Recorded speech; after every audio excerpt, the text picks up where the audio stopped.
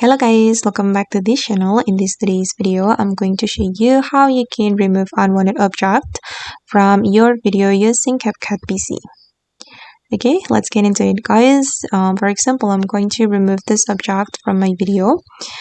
First of all, we need to duplicate our video and then we're going to make it as an overlay like this, and we're going to use mask to cover the unwanted object.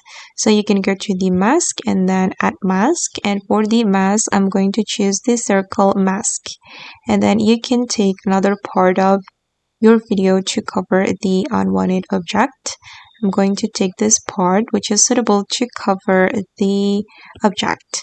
Okay, and then you're going to go to the basic and drag the mask to cover it. And to make it more natural, I recommend you to adjust the feather and also adjust the brightness. I'm going to go back to the mask, and then you can click on this icon to adjust the feather. Just like this guys. And let's see, okay. The unwanted object has been removed from my video. And you can keep adjusting until you're satisfied with how it looks. And okay guys, that's how we can remove unwanted object from our video using CapCut PC.